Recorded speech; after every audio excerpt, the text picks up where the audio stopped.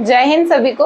आज की वीडियो में हम डिस्कस करने वाले हैं दिल्ली पुलिस कांस्टेबल की सैलरी कितनी होती है, ट्रेनिंग के टाइम उनको कितनी सैलरी मिलती है और आफ्टर ट्रेनिंग उनको कितनी सैलरी मिलती है, क्या क्या अलाउंसेस होते हैं और उनकी सैलरी से जो सबकी सैलरी से होते हैं मोस्टली कि दिल्ली पुलिस में डिडक्शन क्या क्या होते हैं और किस तरीके की आपको बेनिफिट्स मिलते हैं सैलरी के साथ साथ। तो इस वीडियो में एंड तक आप बने रहना ताकि आपको दिल्ली पुलिस कांस्टेबल की सैलरी से रिलेटेड जो भी डाउट है वो क्लियर हो जाए। तो वीडियो स्टार्ट करते हैं। सबसे पहले जब आप दिल्ली पुलिस में एज ए कांस्टेबल आप ज्वाइन करते हो तो सबसे पहले आप ट्रेनिंग पे जाते हो। जैसे कि अभी हमारी भी ट्रेनिंग चल रही है तो वहाँ पे कांस्टेबल्स की भी ट्रेनिंग हो रही है। झरोड़ा कला में हमारी ट्रेनिंग हो रही है, तो सब इंस्पेक्टर्स की भी वहीं पे होती है और कांस्टेबल की भी वहीं पे होती है। बट आई थिंक कांस्टेबल्स की कुछ और जगह पे भी होती है, कुछ और भी ट्रेनिंग सेंटर्स हैं। अभी वहाँ पे हमारी साथ भी कांस्टेबल्स भी हैं काफ़ी। तो जब मेरी उनसे बात हुई थी तो मैंने उनसे सारे पूछा था कि किस तरीके से उनको ट्रेनिंग के टाइम मिली थी और बाद में कितनी है उनकी सैलरी। तो स्टार्ट करते हैं कि सबसे पहले ट्रेनिंग के टाइम दिल्ली पुलिस कांस्टेबल को सैलरी कितनी मिलती है। सबसे पहले क्या होता है कि जब आप आफ्टर सिलेक्शन आप ज्वाइन करते हो तो ट्रेनिंग आपकी जैसे स्टार्ट होती है तो कुछ महीने क्या होता है कि आपको सैलरी नहीं दी जाती है। और वो ऐसा नहीं है कि सिर्फ कांस्टेबल्स को नहीं दी जाती। जब मैंने ज्वाइन किया था तो हमें भी नहीं दी थी। 3 महीने तक कोई सैलरी नहीं मिलती है। आफ्टर 3 मंथ्स या विद इन 3 मंथ्स आपको फर्स्ट सैलरी दी जाती है। तो क्या होता है कि जो 3 महीने की सैलरी होती है वो एक साथ आप मतलब 3 महीने की टोटल जो सैलरी आपकी बनती है वो एक साथ आपको दी जाती है। देन उसके बाद आपको पर मंथ सैलरी मिलनी स्टार्ट होती है दिल्ली पुलिस में। तो जब आपको 3 मंथ्स की टोटल सैलरी आती है किसी भी कांस्टेबल जो आप ज्वाइन करते हो, तो ड्यूरिंग द ट्रेनिंग जब आपको सैलरी आती है फर्स्ट जो आपका ट्रांजेक्शन होता है वो अप्रॉक्स 85,000 प्लस मान के चलो इतना आपको दिया जाता है। उसमें मतलब अगर मैं पर मंथ की बात करूं, मतलब जो 3 मंथ्स का टोटल आता है ना, फर्स्ट जो आपकी सैलरी आती है वो 3 मंथ्स की आती है। तो वो 85,000 से थोड़ी मतलब थोड़ा बहुत आसपास आती है, इतना बनता है आपका। उसके बाद अगर मैं पर मंथ की बात करूं तो पर मंथ आप लगा लो कि वो 28,500 के आसपास होती है जो आपको ट्रेनिंग के टाइम दी जाती है। ट्रेनिंग के टाइम में क्या होता है कि ऐसा नहीं है कि जो ट्रेनिंग हमारा जो दिल्ली पुलिस कांस्टेबल्स की जो ट्रेनिंग है वो आई थिंक 9 महीने की है। बट कभी कभी क्या होता है कि जो पासिंग आउट होती है वो डिले भी हो जाती है, तो 12-12 महीने भी वहाँ पे कांस्टेबल्स रुकते हैं। अभी जब मैं वहाँ पे थी तो अभी कुछ महीने पहले ही जो लास्ट बैच है कांस्टेबल्स का वो पासिंग आउट हुई थी उनकी, तो वो 12 महीने में गए थे। तो क्या होता है कि जब हम ट्रेनिंग के टाइम भी क्या होता है कि हमारा जो सैलरी में इंक्रीमेंट लगता है, अब वो इंक्रीमेंट अलग अलग चीज़ों के अकॉर्डिंग लगता है। जैसे कि 6 मंथ जब हम कंप्लीट करते हैं डिपार्टमेंट में तो भी हमारा लगता है। कभी कभी कुछ जो हमारा सेंट्रल के अकॉर्डिंग हमारा डीए वगैरह बढ़ता रहता है, उसके अकॉर्डिंग भी हमारी सैलरी में इंक्रीमेंट आते हैं। तो बहुत अलग अलग फैक्टर्स होते हैं जिसके अकॉर्डिंग हमारी सैलरी इंक्रीज होती जाती है।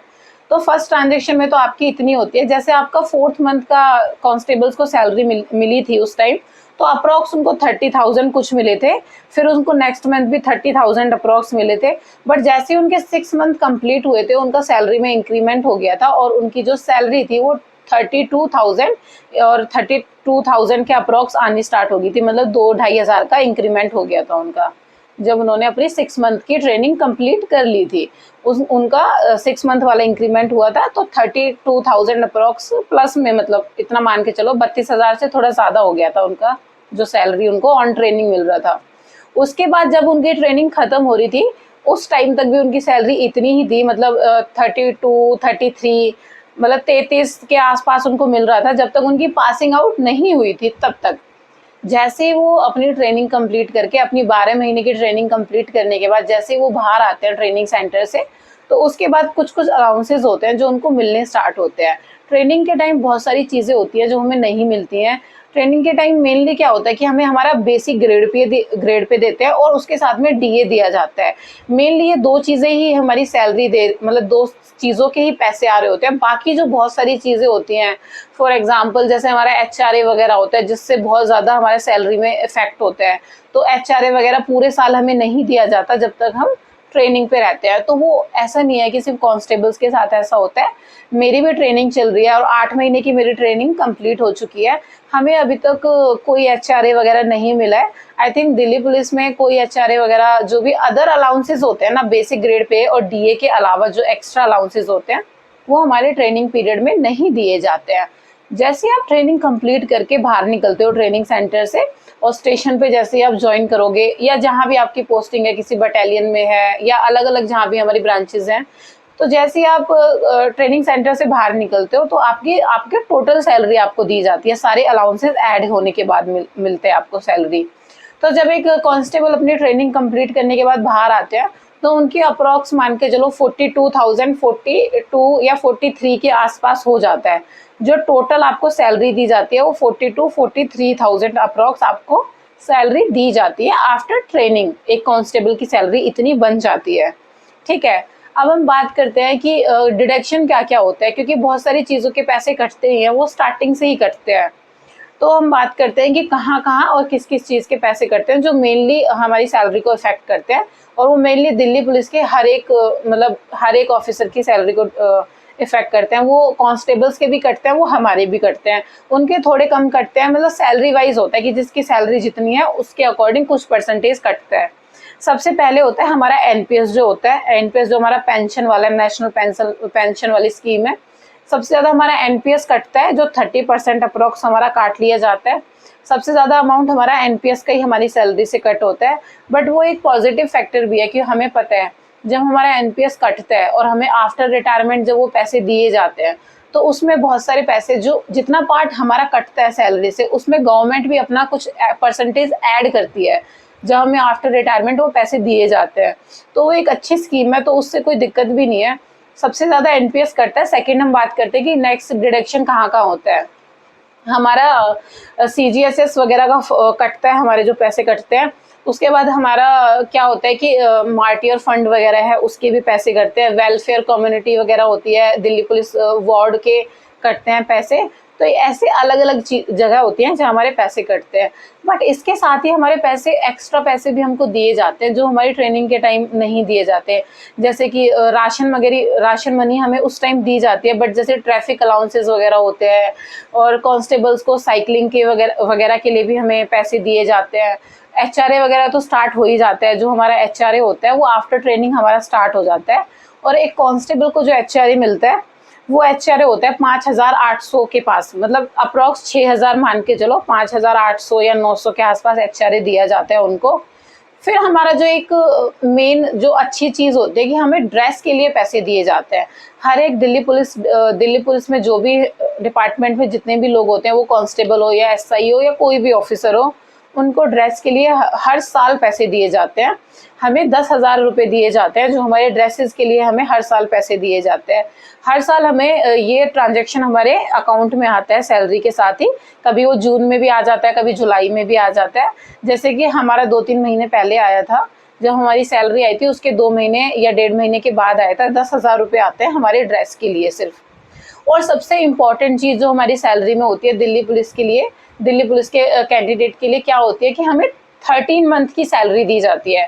नॉर्मली कोई भी गवर्नमेंट ऑफिसर होता है, कोई भी गवर्नमेंट एम्प्लॉय होता है, उसको 12 मंथ की सैलरी दी जाती है, क्योंकि वो 12 मंथ काम करते हैं।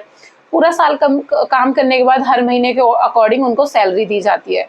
बट दिल्ली पुलिस में क्या होता है कि हमें 1 मंथ एक्स्ट्रा सैलरी दी जाती है। हम 12 मंथ काम करते हैं बट हमें 13 मंथ की सैलरी दी जाती है। इट मीन्स अगर हम नॉर्मली देखा जाए तो जो हमारे ग्रेड पे होता है उससे हम थोड़ा ज़्यादा हमें सैलरी दी जाती है, अगर हम पर मंथ उसमें डिवाइड कर दी जाए उस सैलरी को। तो ये सबसे ज़्यादा अच्छी चीज़ होती है, क्योंकि हम लोगों का थोड़ा वर्क शेड्यूल भी इस तरीके का होता है कि हमें रेगुलर बेसिस पे छुट्टियाँ नहीं मिलती हैं।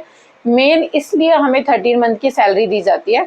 बट ऐसा कुछ नहीं है, दिल्ली पुलिस डिपार्टमेंट को आप जब ज्वाइन करोगे तो आपको खुद लगेगा कि काफ़ी अच्छी जॉब है।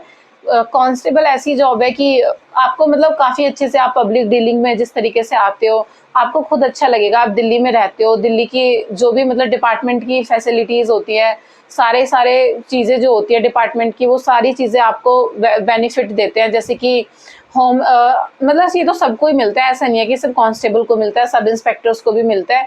हमें एचआरए वगैरह दिया जाता है, उसके साथ हमारे ट्रांसफ़र भी विद इन दिल्ली रहता है। हमें ऐसा नहीं है कि कहीं भी हमें इधर उधर ट्रांसफ़र कर सकते हैं, और मतलब ईजी रहता है कि दिल्ली के अंदर ही हम रहते हैं हमेशा। हमारी जो जॉब है एंड तक दिल्ली में ही रहते हैं हम लोग। तो और भी अगर आपको कोई भी डाउट होता है जॉब से रिलेटेड, आपको वर्क प्रोफाइल से रिलेटेड कोई डाउट होता है, तो आप मुझे कमेंट सेक्शन करके पूछ सकते हो कि मैम किस तरीके की चीज़ें होती हैं, ताकि मैं आपको जवाब दे पाऊँ। और आपको दिल्ली पुलिस कांस्टेबल के लिए प्रिपरेशन से रिलेटेड कोई भी डाउट होता है, कोई भी कंफ्यूजन होता है किसी भी सब्जेक्ट को लेके, तो आप मुझे कमेंट करके पूछ सकते हो कमेंट सेक्शन में। अगर आप मेरे चैनल पे न्यू हो तो डिस्क्रिप्शन बॉक्स में मेरे टेलीग्राम चैनल का लिंक है, वहाँ जाके आप मेरा टेलीग्राम चैनल ज्वाइन कर सकते हो। वहाँ आपको एसएससी के कोई भी एग्जाम होता है, दिल्ली पुलिस कांस्टेबल का एग्जाम हो या एसएससी सीपीओ का एग्जाम हो, हर किसी एग्जाम की आपको नोटिफिकेशन जल्दी से जल्दी मिल जाएगी। Thank you.